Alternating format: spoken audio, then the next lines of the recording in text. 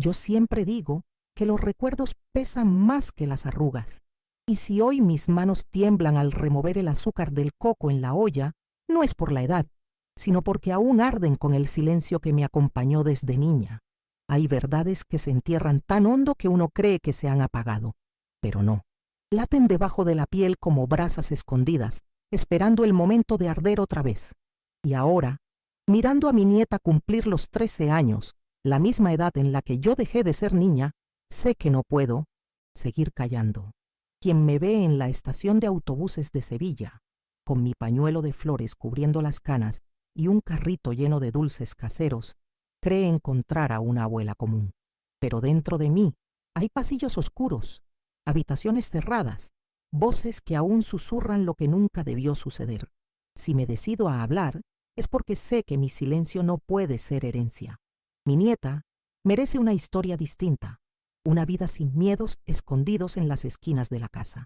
Me llamo Nazaré Aparecida, de Sousa, tengo 74 años y hoy vivo en un pequeño piso cerca del mercado, donde el olor a pan caliente se mezcla con el de los jazmines del balcón. Mi vida parece tranquila. Vendo cocadas, visito a mis amigas en la iglesia, cuido las plantas que me regaló mi hija, pero dentro de mí hay una voz que nunca dejó de hablar. Es esa voz la que me empuja a abrir este libro invisible y contarles la verdad de lo que me pasó cuando el mundo todavía me parecía un lugar seguro. He esperado demasiado tiempo. He guardado este secreto como quien guarda un cuchillo envuelto en tela, con miedo de que corte si alguien lo toca. Y sin embargo, el cuchillo me ha herido a mí todos estos años, en cada noche de insomnio, en cada gesto de desconfianza que no sabía explicar. Hoy decido ponerlo sobre la mesa, no como arma, sino como testimonio, porque lo vivido no se borra, pero contarlo lo transforma. Sé que mi voz puede temblar mientras narro, y quizás alguna lágrima caiga sobre el recuerdo, pero prefiero la fragilidad de hablar que la rigidez de callar. Mis nietos me escuchan a veces con risas, otras con ternura, pero sé que también notan la sombra en mis ojos cuando alguna fecha del calendario se acerca. Esta es mi forma de iluminar esas sombras. Cuando tenía 13 años, descubrí que las casas también pueden ser cárceles, que las paredes no siempre protegen. Fue la edad en la que aprendí a reconocer el sonido de los pasos antes de que tocaran la puerta, a leer las intenciones en mimetisnetes de un gesto, a hacer silencio aunque mi cuerpo gritara. Fue la edad en la que dejé de jugar a muñecas y comencé a jugar a sobrevivir. Quizás te preguntes por qué compartir algo tan doloroso aquí, ahora, con desconocidos. Y la respuesta es sencilla, porque en algún lugar hay una niña escuchando esos mismos pasos de plomo que yo escuché. Porque tal vez mis palabras sean la llave que le recuerde que existen puertas con cerradura por dentro. Yo no tuve a nadie que me lo dijera. Ojalá alguien la escuche a tiempo. Si has llegado hasta aquí conmigo, te pido algo desde lo más hondo de mi corazón. Dale un me gusta a este video y suscríbete al canal. Eso me ayuda a seguir compartiendo historias como esta, historias que quizás toquen a alguien que lo necesite. Y cuéntame en los comentarios, ¿desde dónde estás escuchando esta voz? Me dará consuelo saber que, aunque mis recuerdos nacieron en la soledad, hoy viajan acompañados. Recuerdo mi infancia como un cuadro pintado con colores cálidos, antes de que la tormenta borrara sus contornos. Nuestra casa estaba en un pequeño pueblo de Castilla, levantada con maderas claras y pintada de azul celeste por mi madre, que decía que así el cielo bajaba a protegernos. El suelo era de tierra apisonada, siempre fresco en verano y frío en invierno. Allí aprendí a caminar descalza, sintiendo las piedras pequeñas y la suavidad del polvo, como si la tierra misma quisiera quedarse pegada a mis pies. El aire olía a pan recién horneado de la vecina y a humo del fogón donde mamá cocinaba al ritmo de canciones que apenas tarareaba. Mi madre, Palmira, era la columna de la casa. Siempre llevaba un delantal blanco manchado de harina y una mirada luminosa que parecía saberlo todo.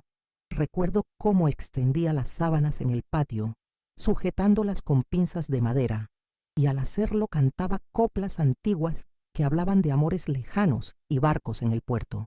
Su voz era mi primera escuela, mi primer consuelo.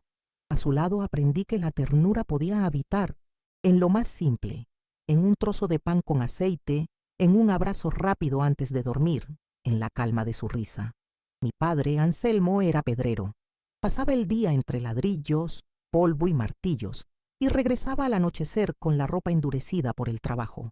Yo corría a recibirlo con un vaso de agua fresca, y él me revolvía el cabello con esas manos ásperas que, sin embargo, sabían sostener con cuidado.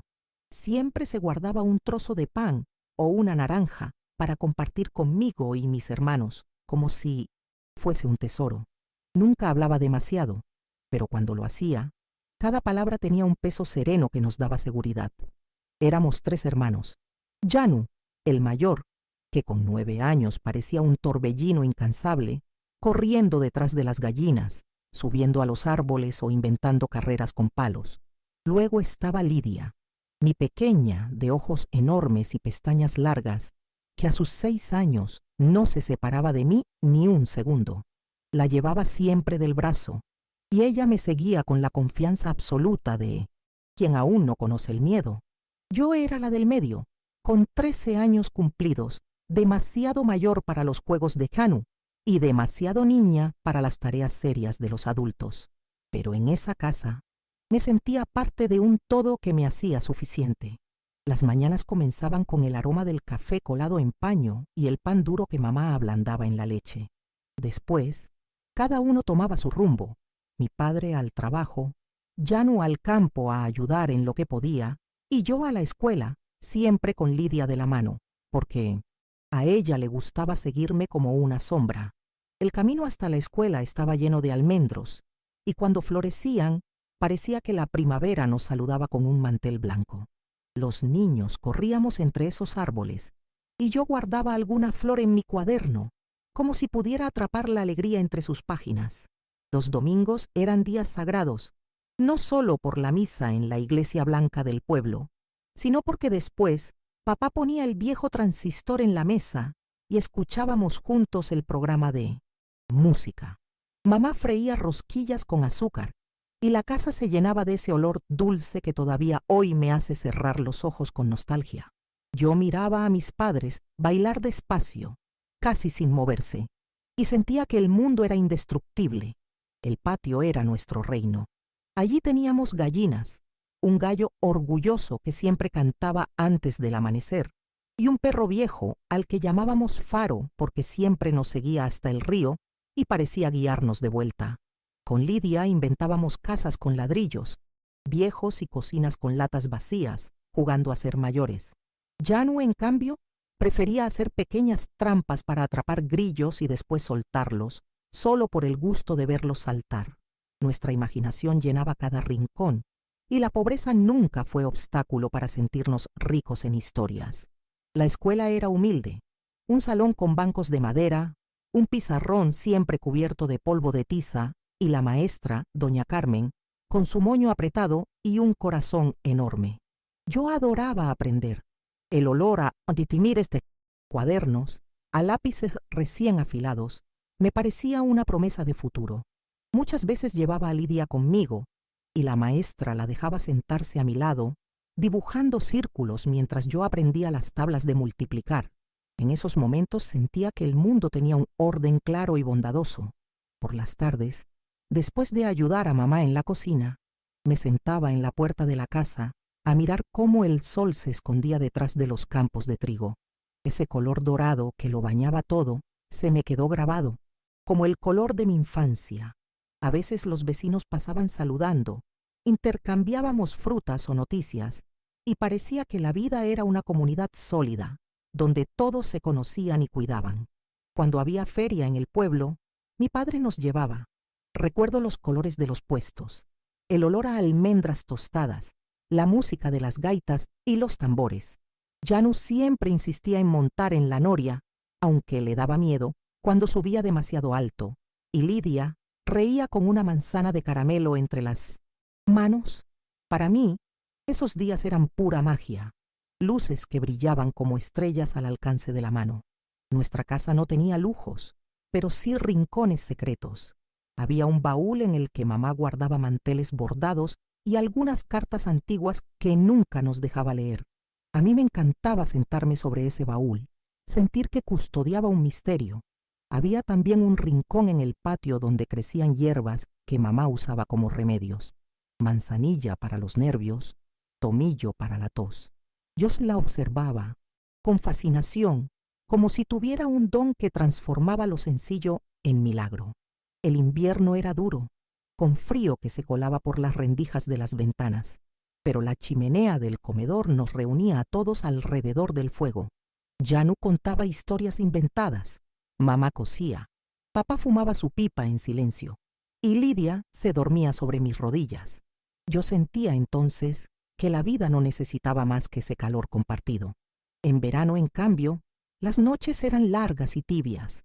Nos acostábamos en el patio sobre mantas viejas, mirando las estrellas. Papá señalaba las constelaciones y nos contaba leyendas de marineros y viajeros.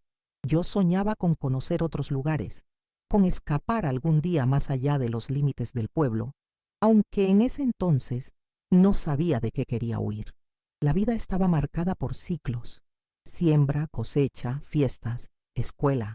Todo tenía un ritmo que parecía eterno, y yo me dejaba llevar, como si nada pudiera romper esa cadencia. Incluso la pobreza se vivía con dignidad, porque nunca nos faltó lo esencial: la comida, el abrigo, el cariño. Había días en que me quedaba a solas con mamá, y ella me hablaba de su infancia, de cómo había aprendido a cantar en la iglesia de su pueblo natal. Me enseñaba canciones, y yo intentaba imitar su tono.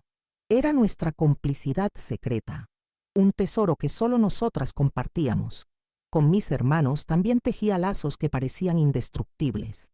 Janu me defendía de los niños mayores en la escuela, y yo, a mi vez, cuidaba de Lidia, como si fuera mi hija. Nos complementábamos. Él era la energía, yo la calma, ella la ternura. Éramos tres piezas de un mismo engranaje. A veces pienso que esos días felices fueron tan intensos porque estaban destinados a quebrarse, como si la vida nos hubiera dado primero una muestra de su dulzura para que el golpe posterior doliera aún más.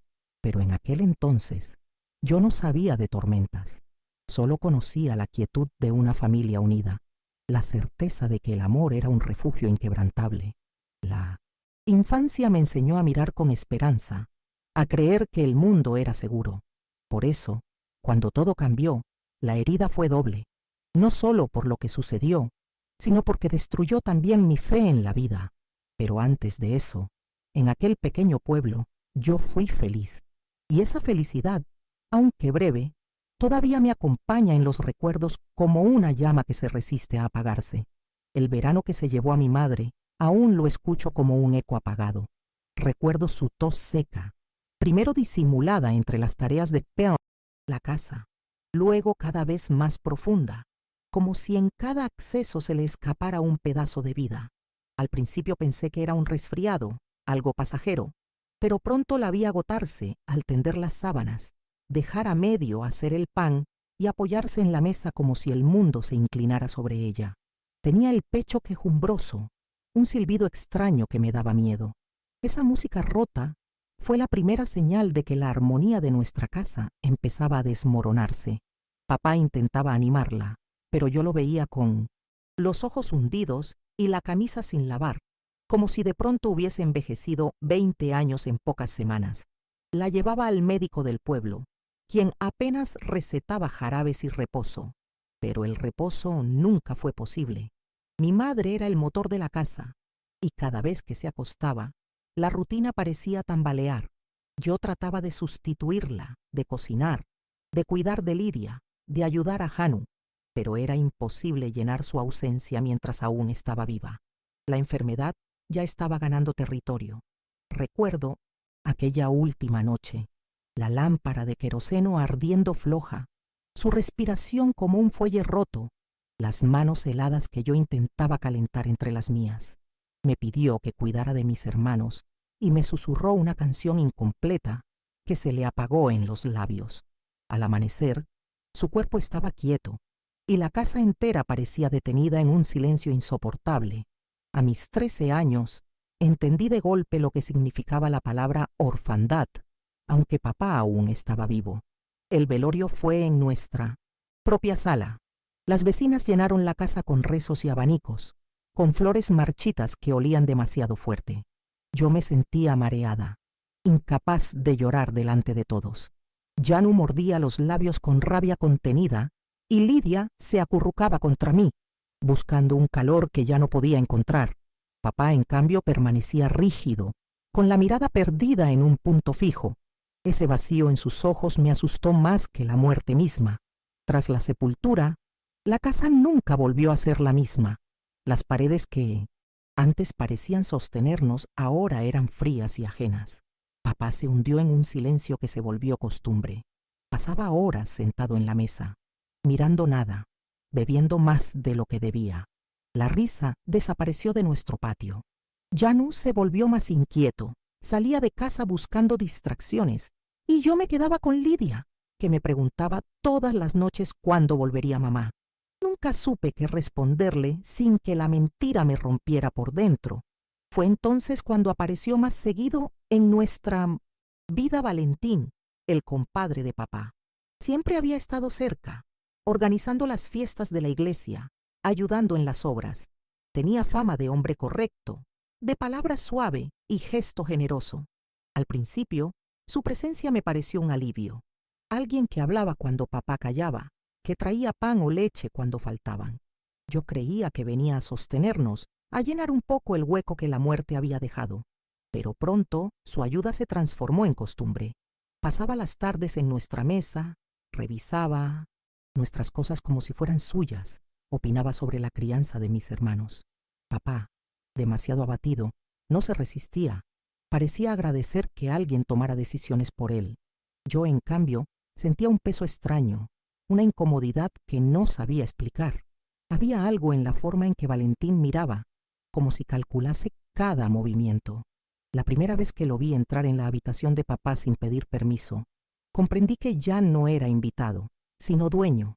Colgaba su chaqueta en la silla, bebía del vaso sin preguntar, se sentaba en el sillón como si fuera suyo. Y lo más inquietante era que papá no se oponía. Era como si hubiese entregado, junto con su voluntad, la llave de nuestra casa. Lidia empezó a evitarlo instintivamente. Se escondía detrás de mí cuando él llegaba, y yo no sabía bien por qué, pero mi cuerpo también se tensaba.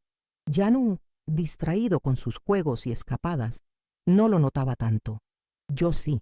Cada vez que Valentín posaba su mano en mi hombro con gesto paternal, un frío me recorría la espalda.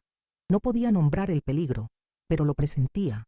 Así, la tragedia no solo fue la pérdida de mamá, sino también la transformación de nuestro hogar en un espacio invadido. De pronto, el refugio se volvió extraño, y yo, que siempre había sentido la casa como un abrigo, empecé a percibirla como una trampa. El vacío de mamá había dejado una grieta por donde entraba la oscuridad, y pronto descubrí que lo peor aún estaba por llegar. Valentín comenzó apareciendo cada día con una excusa distinta, que si había que ayudar a reparar la cerca, que si mi padre necesitaba compañía, que si venía a traernos pan fresco. Al poco tiempo, ya no necesitaba motivos. Su figura se convirtió en parte del paisaje de la casa, ocupando espacios que antes eran nuestros. Yo lo observaba desde la cocina, con su paso seguro, como si hubiese vivido allí desde siempre. Lo que en un principio parecía ayuda, se fue transformando en una presencia pesada, inevitable.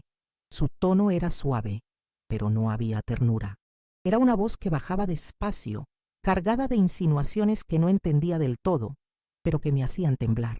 A veces me llamaba muchacha lista o ojos de azabache, y aunque las vecinas sonreían si lo escuchaban, yo sentía un nudo en el estómago.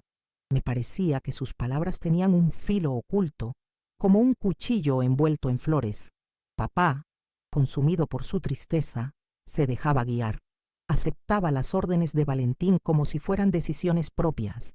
Él decía que necesitábamos disciplina, que los niños no podían andar sueltos después de la muerte de mamá. Y así, las llaves de la casa pasaron a su bolsillo, Los horarios se ajustaron a su reloj y hasta la mesa empezó a obedecer a sus silencios. Yo, que hasta entonces había sentido que la casa era mi mundo, comencé a caminar en puntas de pie, como si cada ruido pudiera despertar su ira. Me entrené para leer señales, el modo en que se quitaba el sombrero, el silencio más largo de lo normal, el brillo extraño en sus ojos. Sabía que cualquier gesto, por mínimo que fuera, podía ser interpretado como falta de respeto. Una tarde de otoño, mientras ayudaba a Lidia con su vestido, Valentín entró sin tocar la puerta. Se apoyó en el marco y nos observó demasiado tiempo. Sonrió, pero no era una sonrisa limpia. Se acercó, acarició el cabello de Lidia y luego posó su mano sobre mi hombro. La presión era suave, pero sentí que me clavaba al suelo. Cuando se marchó, el aire en la habitación parecía más pesado que antes. No hablaba nunca, de golpes.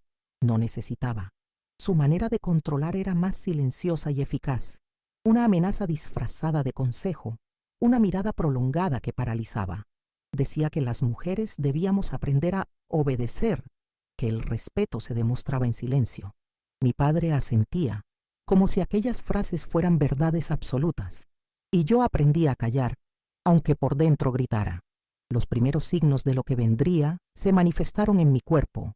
Dejé de dormir bien. Me despertaba con sudor frío, escuchando pasos en el pasillo aunque no hubiera nadie. Mis manos temblaban al partir el pan y empecé a cubrir mis brazos con mangas largas, incluso en pleno verano. Había roces que no quería explicar, miradas que no podía sostener. Lidia, demasiado pequeña, no comprendía, pero empezaba a percibir el cambio. Se aferraba más a mí, me pedía dormir en la misma cama, me buscaba con los ojos cada vez que Valentín levantaba la voz. Yo hacía lo imposible por mantenerla a salvo. Inventaba juegos en otra habitación, me interponía en los pasillos, encontraba excusas para que no quedara sola con él. Las vecinas lo admiraban. «Qué suerte tenéis de contar con un hombre tan dispuesto», decían. Lo veían en misa, con su traje impecable, levantando la voz en los rezos. Para ellas era un ejemplo. Para mí, un lobo vestido de cordero. Nadie habría creído mis palabras si las hubiera pronunciado. Por eso me las tragué, como quien traga espinas. Una noche escuché a mi padre decirle que tal vez deberían casarse. Por los niños, para darles un hogar ordenado, comentó.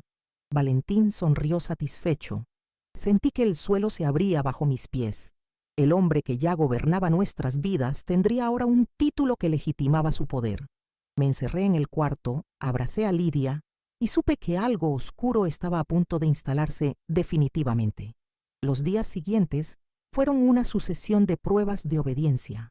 Tenía que levantarme antes que nadie, preparar la mesa, asegurarme de que la casa estaba en silencio cuando él dormía la siesta. Si fallaba en algo, su mirada lo decía todo. No hacía falta gritar. Bastaba ese silencio cargado para entender que había cruzado una línea invisible. Recuerdo un domingo, al volver de misa, cuando Valentín me ordenó que no salieras a jugar con mis amigas. «Una muchacha decente no se mezcla con cualquiera», dijo. Yo bajé la cabeza, aunque por dentro sentía hervir mi rabia. Yanu protestó, pero fue callado de inmediato. La casa ya no era lugar de risas, sino de reglas impuestas. Con el tiempo Valentín empezó a encontrar pretextos para quedarse a solas conmigo.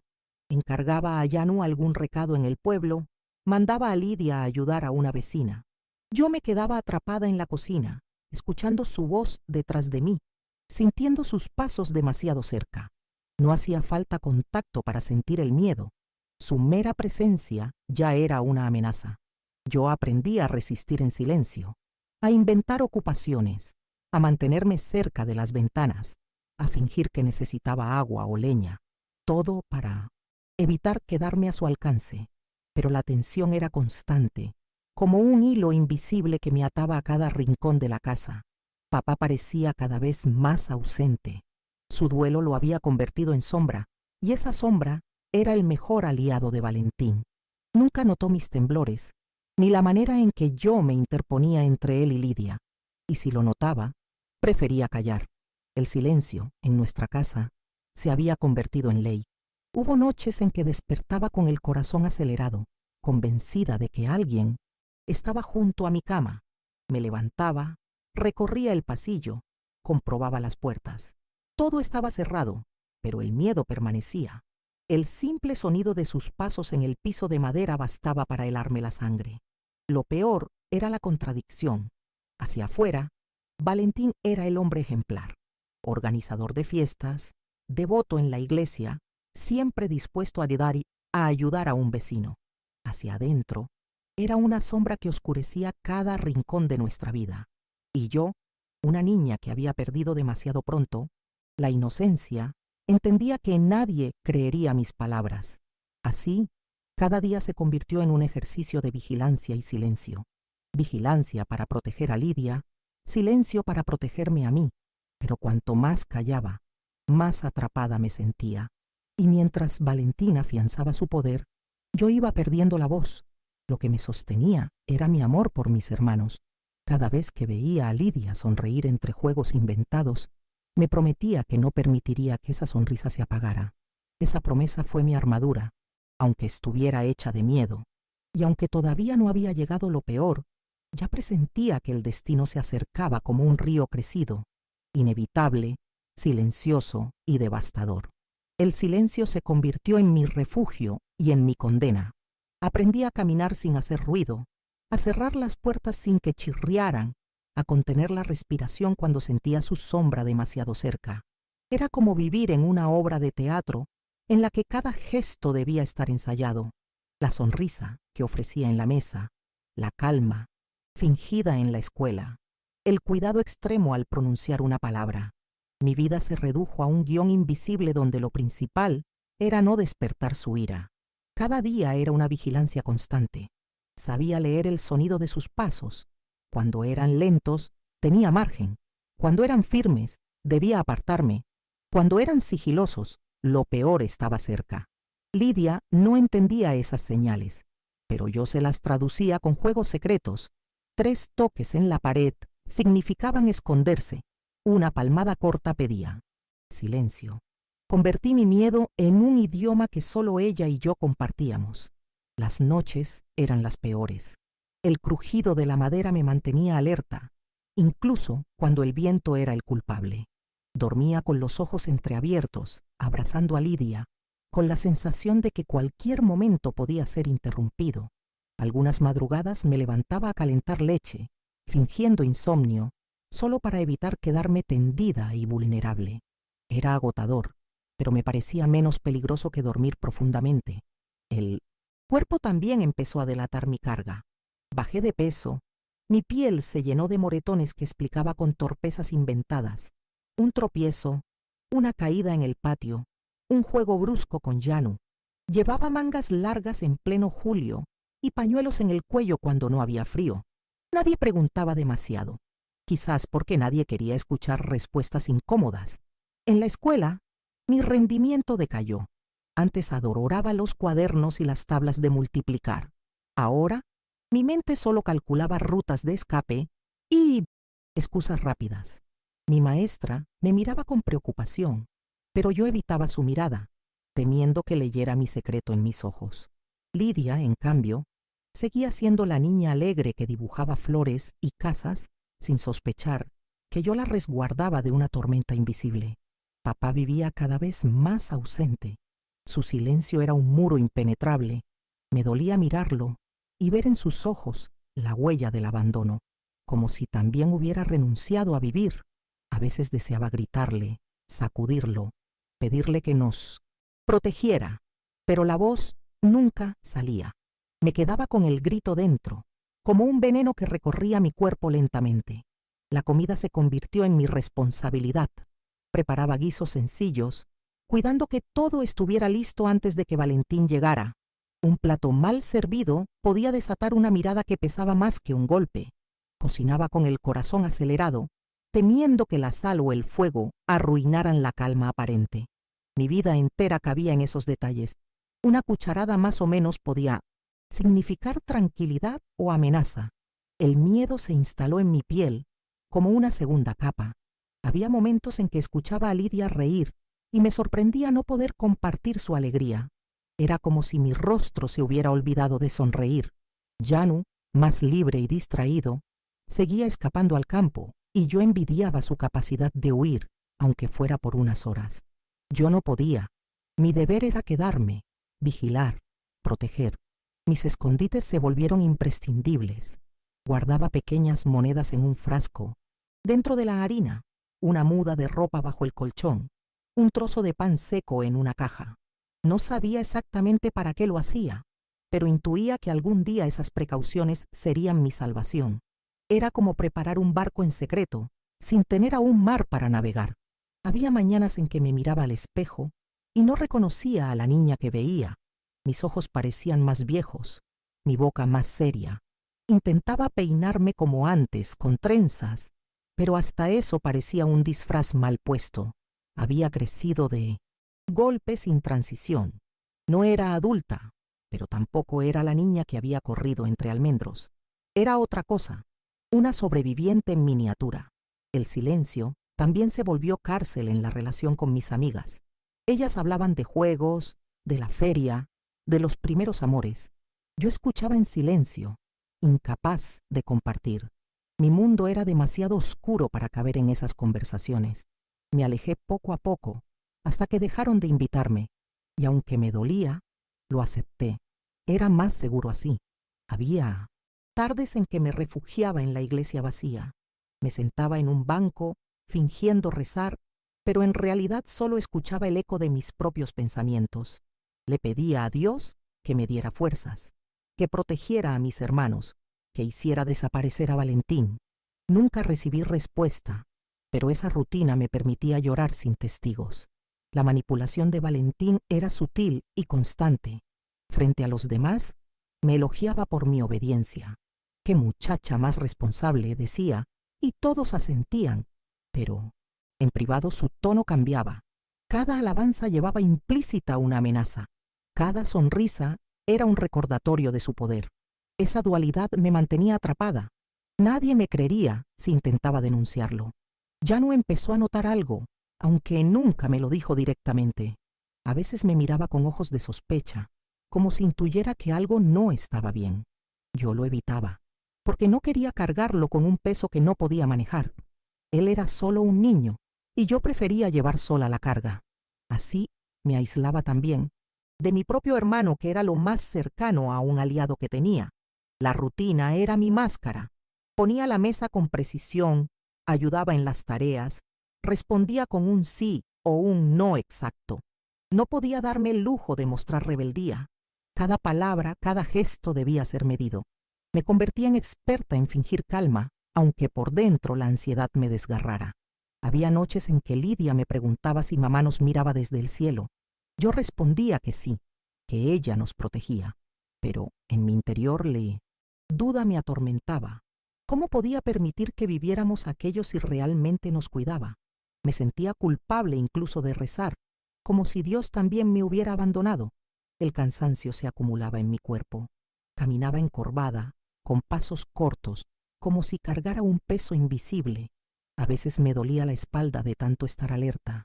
Mis manos se agrietaban de lavar y cocinar, y mis uñas estaban siempre mordidas por la ansiedad. Cada parte de mí contaba la historia que no podía decir en voz alta. Me refugiaba en pequeños rituales para sobrevivir. Guardaba flores secas en un cuaderno, como si fueran recuerdos de otro tiempo. Leía en secreto las pocas cartas antiguas de mamá que encontré en el baúl, aunque no entendiera del todo su contenido. Era mi manera de mantenerla cerca, de no olvidar que alguna vez la ternura existió. El patio, que había sido nuestro reino, se volvió campo minado. Ya no era el lugar de juegos, sino de vigilancia. Cada vez que Valentín se acercaba, yo buscaba rutas de escape con la mirada. Me movía como una centinela, siempre calculando, siempre protegiendo a Lidia. Mi infancia se redujo a esa misión, resistir en silencio. Hubo intentos de contar. Una vez abrí la boca delante de una vecina, pero al ver la devoción con la que hablaba de Valentín, me mordí la lengua.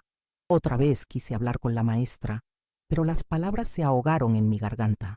Temía que nadie me creyera y que, al contrario, empeorara nuestra situación. El silencio era mi única arma. A veces soñaba con huir. Imaginaba caminar hasta la estación, subir al primer tren y desaparecer. Pero enseguida me invadía la culpa. ¿Qué sería de Lidia sin mí? ¿Qué pasaría con Janu? No podía abandonarlos. Así, el sueño se quedaba en ilusión y yo volvía a la realidad de una casa que se cerraba cada vez más sobre nosotros. El miedo se infiltró también en mi cuerpo. Sentía dolores en el pecho, nudos en la garganta, mareos constantes. El médico del pueblo dijo que eran nervios, pero yo sabía que era algo más profundo. Era el peso de callar, de sostener una verdad que me consumía desde dentro. El calendario se volvió un enemigo. Cada día que pasaba sentía que me acercaba ante un desenlace inevitable. Las fiestas del pueblo, que antes eran alegría, ahora eran recordatorios de todo lo que había perdido. Me sentía como un fantasma caminando entre la gente, invisible y atrapada en mi propio secreto. En medio de todo, Lidia seguía siendo mi luz. Su risa, sus dibujos torcidos, sus abrazos espontáneos me daban razones para resistir. Cuando me decía, hermana, tú eres fuerte, sentía que aún había algo en mí que podía salvarse. Era ella quien me mantenía en pie, sin saberlo. Janu, con su rebeldía y energía, también era motivo de esperanza. Aunque me dolía que estuviera tan ausente, entendía que era su manera de escapar. Y en el fondo, me alegraba de que al menos él pudiera respirar lejos de la opresión de la casa. El silencio, con el tiempo, se volvió mi identidad. Nadie me conocía de verdad, ni siquiera mis hermanos. Era un cascarón de niña obediente, de hija sumisa, de hermana responsable. Por dentro, era un océano de gritos contenidos. Y aunque me consumía, sabía que ese silencio era lo único que mantenía a salvo a los que amaba. Así pasaron los meses, cada día igual al anterior, cada hora marcada por la vigilancia. Mi vida se convirtió en una espera constante, en un miedo sin nombre, pero dentro de mí empezaba a crecer algo pequeño, casi imperceptible, una semilla de resistencia. Y aunque aún no lo sabía, esa semilla sería el principio de mi salvación. La primera señal de resistencia fue casi imperceptible. Me atrevía a contestar con los ojos. Mientras Valentín hablaba de obediencia y silencio, yo lo miré con una firmeza que no había sentido en años. No dije una palabra, pero esa mirada era mi pequeña victoria. Me temblaban las manos por dentro, aunque por fuera aparentaba calma. Fue un instante mínimo, pero esa chispa me recordó que aún quedaba algo de fuerza en mí. Comencé a estudiar sus rutinas como si fuera un enemigo al que debía anticipar. Sabía a qué hora bebía, cuándo se enfadaba más fácilmente, qué cosas le hacían distraerse. Me convertí en observadora de cada detalle, el sonido de sus pasos, la manera en que dejaba la chaqueta, el silencio previo a una orden. Esa vigilancia me permitía crear márgenes de seguridad para Lidia y para mí. La maestra Carmen fue la primera adulta que pareció notar algo. Me llamó a un lado después de mi clase y me dijo que había perdido la alegría en la mirada. Yo bajé la cabeza sin saber qué responder. Ella me acarició el hombro y me dio un trozo de pan envuelto en un paño. Cuando quieras hablar, aquí estoy, susurró. No me atreví entonces, pero esas palabras se quedaron conmigo como un refugio invisible. Lidia también empezó a percibir mi estrategia. Cuando jugábamos en el patio, yo le enseñaba a esconderse rápido, a reconocer señales. Ella pensaba que era un juego, pero yo sabía que estaba entrenándola para sobrevivir. Una parte de mí se rompía al enseñarle eso tan pequeña, pero otra parte se tranquilizaba sabiendo que al menos tenía herramientas. Una tarde, mientras Valentín dormía la siesta, recogí mis cuadernos viejos y los escondí en un rincón del gallinero. Escribir se convirtió en un desahogo secreto. No eran frases largas, apenas palabras sueltas, dibujos, oraciones. Era mi manera de no desaparecer del todo, de recordarme que todavía tenía voz aunque nadie la escuchara. Janu empezó a sospechar más. Un día me preguntó directamente si Valentín me había hecho daño. Negué con firmeza, pero sus ojos no se convencieron. Desde entonces se mostró más atento, más protector. Yo no quería cargarlo con mi dolor, pero sentí alivio al saber que, aunque callara, Alguien percibía la verdad escondida. Descubrí que el miedo podía convertirse en estrategia. Fingía obediencia para ganar tiempo. Inventaba excusas para alejar a Lidia. Exageraba dolores para evitar ciertas tareas. Cada pequeña mentira era un escudo que levantaba entre él y nosotras. Aprendí a usar su confianza contra él, a manipular sus expectativas. La iglesia volvió a ser refugio, pero ya no solo para rezar. Comencé a quedarme más tiempo con doña Carmen, ayudándola a limpiar bancos o a ordenar libros. Valentín no podía protestar. La iglesia era intocable. Esos momentos me daban un respiro, una bocanada de aire limpio lejos de su vigilancia. Empecé también a guardar monedas con más cuidado. Las escondía dentro de los dobladillos de mis vestidos, bajo las piedras del patio, en los bolsillos de la chaqueta de Janu. Era poco, casi nada, pero cada moneda era un símbolo, un recordatorio de que algún día podría huir. Lidia fue mi mayor motor. Cuando la veía dormir tranquila, juraba en silencio que no permitiría que su inocencia se rompiera como la mía. Esa promesa me daba fuerza para soportar lo insoportable. Me repetía que debía aguantar, que cada día era un paso más hacia una salida que aún no veía. Hubo una ocasión en que Valentín intentó imponerme quedarse sola con él mientras los demás salían. Inventé una fiebre repentina de Lidia. Me quedé encerrada con ella en el cuarto, abrazándola, escuchando cómo él golpeaba la mesa con impaciencia. Esa noche supe que mi ingenio era mi mejor defensa. Doña Carmen volvió a ofrecerme un refugio más claro. Me dijo que si alguna vez necesitaba un lugar, su puerta tenía tranca por dentro. Lo dijo en voz baja, mirándome fijo. No respondí, pero esa frase se grabó en mi corazón como un mapa secreto. Saber que existía esa posibilidad me dio un motivo más para resistir. Aunque la mayoría del tiempo me sentía débil, comencé a reconocer en mis pequeñas rebeliones una forma de fuerza. No gritaba, no golpeaba, no me enfrentaba directamente, pero cada mentira, cada mirada firme, cada moneda escondida era un ladrillo en mi resistencia. Yo era como un río subterráneo, invisible, silencioso, pero fluyendo con fuerza hacia algún lugar. En ese tiempo, comprendí que el silencio no solo era prisión, también podía ser estrategia. Mi silencio me protegía, pero también me preparaba. Yo sabía que llegaría el día en que no callaría más, y aunque aún no tenía claro cómo ni cuándo, sentía que algo dentro de mí se estaba preparando para romper el muro. El día del punto de ruptura comenzó como cualquier otro, con la mesa puesta en silencio, con Lidia peinada a mi lado, con Janu distraído mirando por la ventana. Pero en el aire había algo distinto, una tensión que no sabía nombrar. Valentín estaba más irritable de lo normal. Se había servido 2 copas antes del almuerzo y sus ojos brillaban con un destello que me helaba la sangre. Yo lo observaba con el corazón encogido, esperando el momento en que descargara su rabia. Después de comer, ordenó que Janu fuera al campo a traer leña y que Lidia lo acompañara. Quise protestar, pero la mirada de Valentín me cortó las palabras.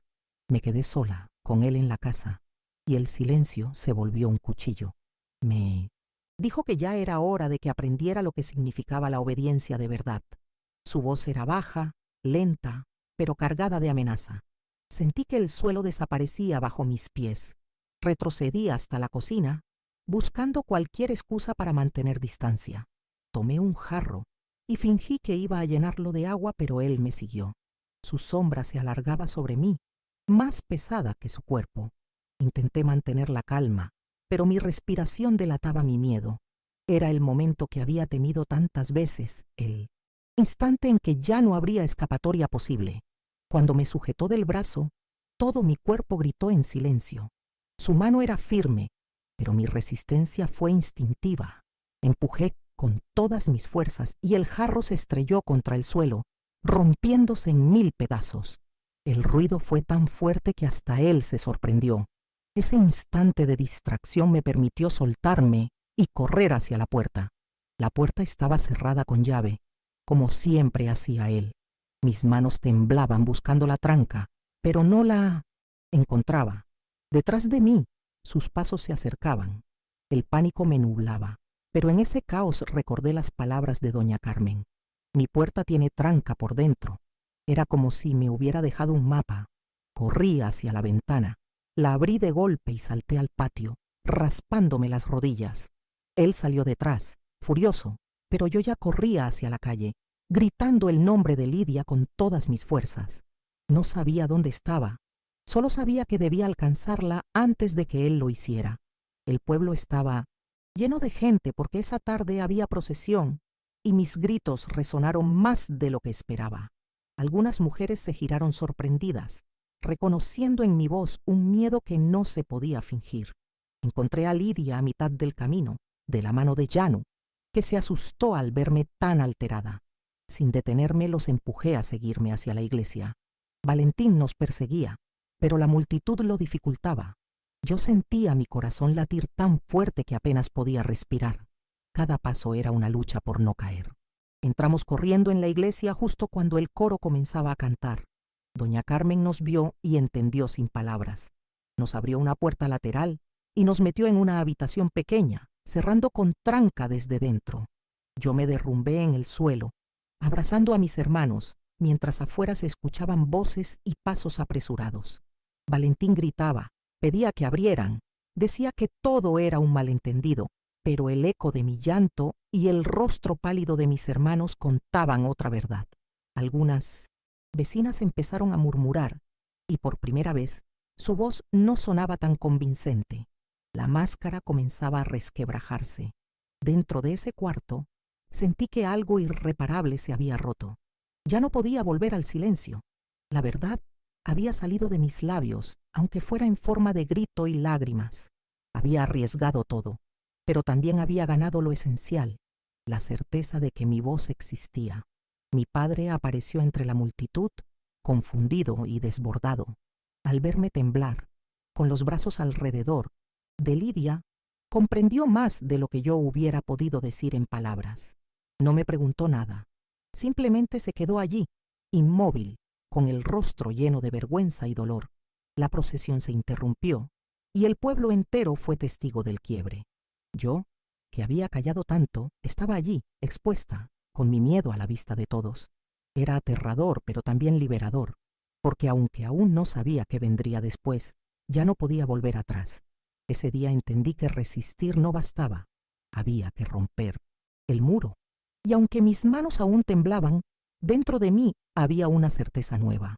El silencio ya no sería mi prisión. El amanecer después de aquella procesión fue distinto. No hubo calma inmediata ni justicia rápida, pero sí una certeza. Ya no estábamos solas. Doña Carmen nos ofreció su casa como refugio, con la puerta cerrada por dentro, tal como había prometido. Allí pasamos los primeros días, abrazadas, temblando aún, mientras el murmullo del pueblo crecía como un río imparable. Por primera vez en mucho tiempo, sentí que el miedo no tenía todo el poder. Las autoridades llegaron, preguntaron, escribieron en papeles lo que yo apenas podía pronunciar entre sollozos. No sé qué fue de Valentín después de aquella noche. Algunos dicen que huyó, otros que lo llevaron lejos. Lo cierto es que desapareció de nuestras vidas. Papá, roto por dentro, intentó acercarse, pero su silencio de tantos años había cavado una distancia imposible de cerrar. Yo lo miraba y veía a un hombre vencido, incapaz de protegernos cuando más lo necesitábamos. A partir de entonces, mi vida fue reconstruirse con pedazos rotos. Crecí demasiado rápido, aprendiendo a sostener a mis hermanos con la fuerza que no sabía que tenía. No recuperamos la inocencia, pero al menos recuperamos la posibilidad de respirar sin miedo.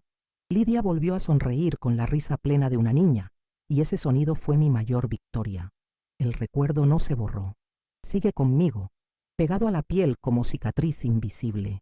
Hay noches en que aún escucho pasos en el pasillo, aunque sé que no hay nadie. Pero aprendí a no huir de esa sombra. Aprendí a mirarla de frente y a decirme que sobreviví, que sigo aquí, que mi voz se hizo escuchar. Hoy, cuando vendo mis dulces en la estación, pienso en todas las niñas que quizás estén viviendo su propio silencio. Por eso cuento mi historia, porque sé que alguien, en algún lugar, Necesita escuchar que no está sola, que existen manos dispuestas a abrir puertas con trancas por dentro. Si mi voz puede ser esa llave, entonces todo el dolor tendrá un sentido. La vida me enseñó que la justicia no siempre llega de los jueces ni de la policía. A veces la verdadera justicia es sobrevivir, es mantener viva la ternura a pesar de todo. Y yo decidí hacer de mi cocina, de mis dulces, de mis cuidados, una forma de resistencia. Cada cocada que preparo lleva dentro la memoria de que no me quebraron del todo. Se lo conté a mi nieta porque a los 13 años yo dejé de ser niña y no quiero que ella confunda silencio con obediencia. Quiero que sepa que su voz vale, que tiene derecho a gritar si algo la lastima, que siempre habrá una puerta con tranca por dentro para ella. Ese es el legado que quiero dejar. No el miedo, sino la valentía. Si mi historia tocó tu corazón, te pido con humildad, dale me gusta, suscríbete y compártela. Eso me da fuerzas para seguir contando verdades que duelen, pero que también liberan. Y quiero saber, ¿qué sentiste al escucharme? Déjamelo en los comentarios, porque, aunque el silencio me marcó, hoy sé que la palabra compartida es el verdadero refugio.